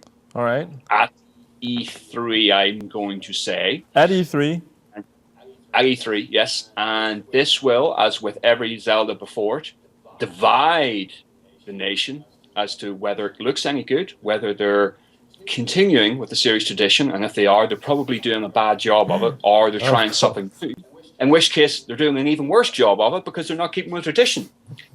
Zelda's, I find the Zelda franchise, it must be incredibly hard for the devs to please fans, and I would like to think whatever they're doing what they want with the series, because I think we've pretty much went everywhere with the established canon. I can imagine this will be new entry, new ideas. I mean, there's a couple of rumors going around about what potentially it could be. I mean, it's not this Dynasty Warriors spin-off, which I have to admit looks bloody amazing. I really want to try playing this game. But I think it will be something unique and as different as Ocarina of Time was to Link to the Past, as Wind Waker was to Ocarina of Time. I think we'll get something distinct from Nintendo, and it will divide people. But when it comes out, I'm not 100% sure it will be out before the end of the year. I think Nintendo do need something to fit in the winter schedule. That's true. And that would fit perfectly. And if they turned around and went, look, yeah, obviously we've been working on this for a few years, and it's nearly finished. We'll have it out in September, October, November time. That would be unbelievable. That would give a good props for the Wii U. I'm just gonna write down new Zelda announced at E3 for Wii U. New Zelda announced at E3. People not happy. Okay. But I mean, no matter what they do in this business, people will not be happy. So I mean, that's kind of a safe bet, isn't it? It really is. There's someone going to complain somewhere. We'll see about the other stuff. But I think also Nintendo has had a record the last couple of years of doing confusing E3 press conferences. Oh, like announcing the Wii U, and half of the world's game journalists don't know that they announced a new console. That you're like, is this just a controller, or that was not good. Even the last E3 conference was a little bit. Ooh, really? Is that it? Yeah. There's that expectation something was going to drop. Maybe they'll do maybe they'll replay that amazing Shigeru Miyamoto scene where he steps out on stage with a sword and a shield. And he's like, I'm not it, but I do know him. And then they just cut to amazing gameplay. That's all they need. Conference 1 hour, 59 minutes of Zelda gameplay. 1 minute introduction, 1 minute goodbye, 8 minutes. Look, we're going to play the opening of this game. Let's send this message straight to Nintendo afterwards. That would be great. If they're listening, and they should, because these live streams are a must-watch by everybody in this industry. Yeah. Nintendo, shape up. Conference, Zelda, please. Because at the very least, you're making sure I'm not giving 20 quid to Nick here. All right, second prediction. Another one that is slightly obvious, we've been waiting for this announcement for ages, and it will happen at some point, is the re-emergence of The Last Guardian. Ooh. We know You think it's so? Look, they've completely teased it. They know it's sitting there. I mean, they haven't said they're waiting for They the right have time. officially said it's still in development. So it's Except- being. They're going to talk about this just the day after. What is it? Beyond Good and Evil. Yeah, God, I should have said Beyond Good and Evil, actually. Yeah, completely forgot about that. Yeah, Beyond Good and Evil's my Last Guardian, but I think this year it's Last Guardian's time to shine. And whether it's a completely remade game, it'll be PS4, but whether it's a completely remade game or they've just upscaled it now, a few new bits. To be fair, we've hardly seen anything Yeah, about That's it. true. Last time we saw anything from that game was when I was in Tokyo, and that's been years. Yeah. Well, do you think we'll get a trailer, or what is the prediction? Will it be released this year? I think for E3, they'll show, I think it'll be a double whammy of Uncharted, the new Uncharted game, which will be happy for you, Nick. And The Last Guardian will be revealed. I would imagine trailer plus gameplay demo release It date. could be. Do you want to add all that stuff to it? It could be a Gaikai exclusive. I mean, if they did that, so many fans would go like, "Hey, I just need that damn service now," Yeah. and that's it. That's all they need It'll to be do like, to and get the Gaikai ball is part rolling. of PlayStation Plus. It'll be like, oh, I really need PlayStation Plus now. If they did a streaming with The Last Guardian, it would make Battlefield 4's problems just look like storming a teacup, Yeah. which is be insane. No, I think it'll be trailer, maybe a gameplay showcase, and then release date 2015. I don't think they need to get it out for this Christmas. I think there's enough big titles coming out already, third party as well as first party, for 2014 that they don't really need to get it out. You don't need to rush it, for Christ's sake. You know, I mean, they haven't rushed it yet. No, Imagine that, maybe spring release next year. I'm just gonna say Last Guardian shown at E3, and we'll see a trailer. That's what you need to get a point from that. Yeah. All right. I can guarantee you I'm getting at least 2 points here. All right. Is that part of this third one? What's that? No, my third one's a little more personal, and this is one I'm not too sure I'm going to get a point on. And that is a little challenge to myself, which is to get another platinum on a PlayStation game before the year is out. Ooh, I like that. As you so lovingly told the entire bloody world in previous streams, the only thing I've platinumed on PlayStation is Book of Spells, that delightful Wonderbook launch title. And you know what? Wonderbook, what's happening with Wonderbook? Well, Anyway, there's that's- another book of, what was that? Book of Potions? Is that going to be your platinum? No, I'm going to get platinum on a real game. What does that mean? Like a Just retail? Dance. Something that I don't get platinum for just being there. Okay, You know, okay. just turning up. Congratulations, you turned the game on. Have a platinum. Something where I can't tease you about it. Yeah, to be fair, you can teach me about a lot of things, and you consistently Yeah. do. So I need to find something that at least will earn your smidgen of respect. No, I think I need to stick my head down, play more games on PlayStation, and that's certainly what the Vega's given me. Now, I don't know about you guys, but for home use, I have to share my TV with my girl, which is completely fair enough, but that means there's less time spent just burying my head into games in the evening. Obviously enough, we need a social experience in the living room. We're watching movies, TV series. The Xbox and PlayStation are mainly used for like Music Unlimited and Netflix. But the Vita allows me to sit there on the sofa and just dig into like a little 5-minute, 10-minute game of something like Velocity Ultra or a quest in Dragon's Crown, and gradually chip away at something like Gravity Rush. And if I get a memory card big enough to hold it, Persona 4 Golden, which is actually the main reason why I bought the Vita, because that was the game everyone was talking about to me over 2013. Yeah, let's get that 64 gig card out here in Europe at least, or even better, let's get a bigger one. Let's get a 64 gig card that won't cost this month's You know what? rent. I don't even Exactly. care about the price. Just let me buy it. Just take my money. I've more games on my download queue than I have on my Vita. It's one of those things of this Christmas has been phenomenal for the sales. I mean, I picked up Virtual Tennis 4 for a $5. Oh, that's great. I like that game. NES for a couple of quid. So many games. That's the thing I love about it. There's so many games, and this is one of the arguments for coming into a console late on into its life cycle.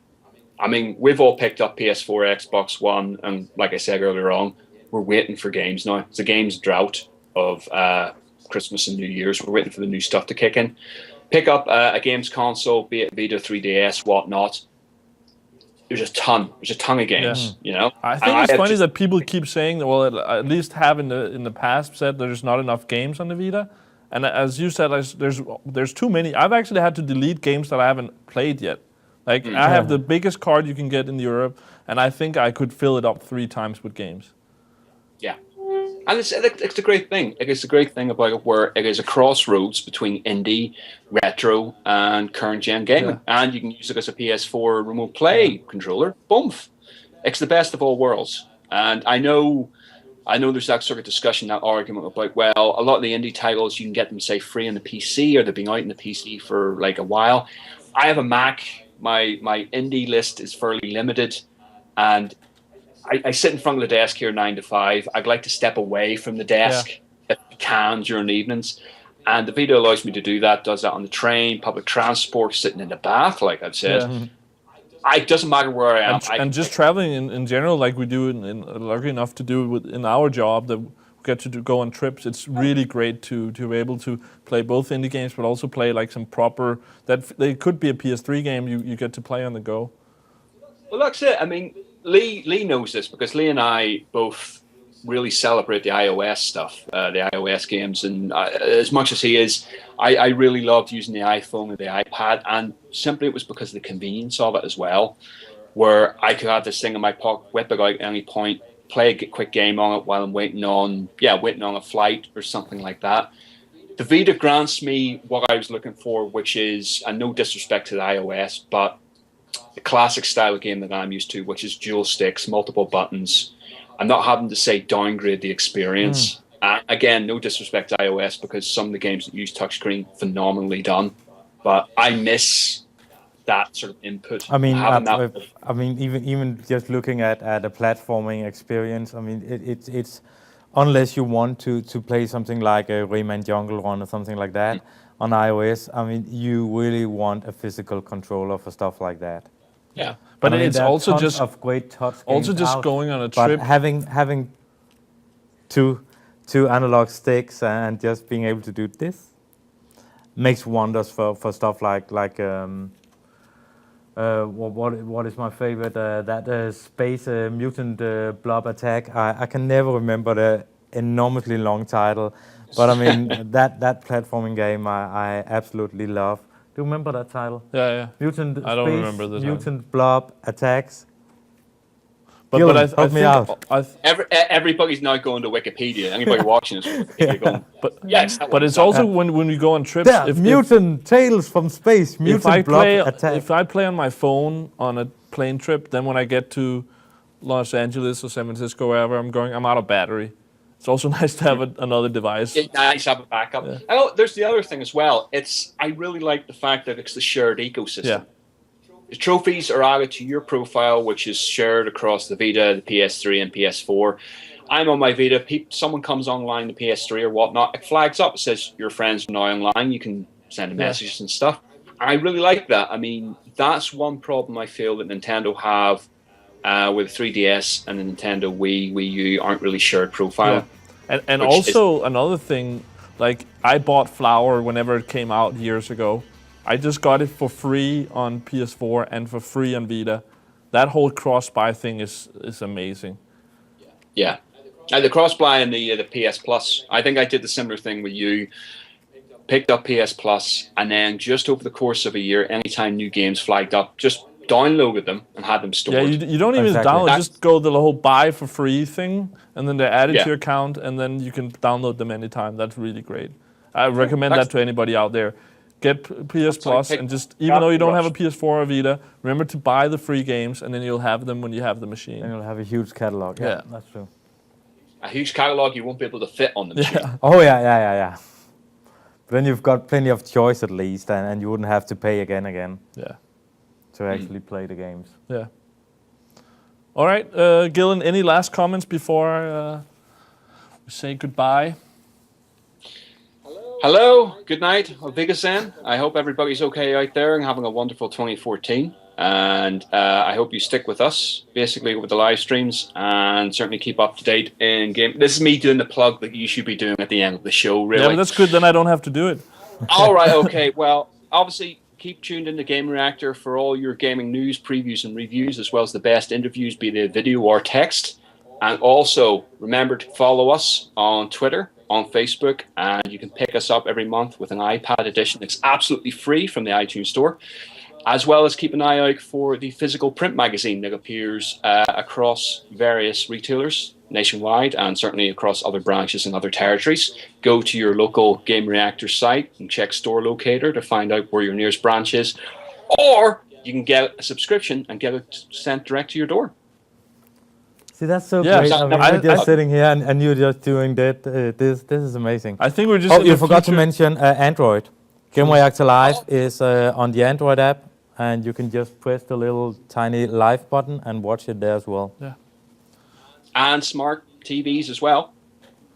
I mean, we're basically everywhere. So just whatever device you're using, just search for Gamereactor, and we should be on there.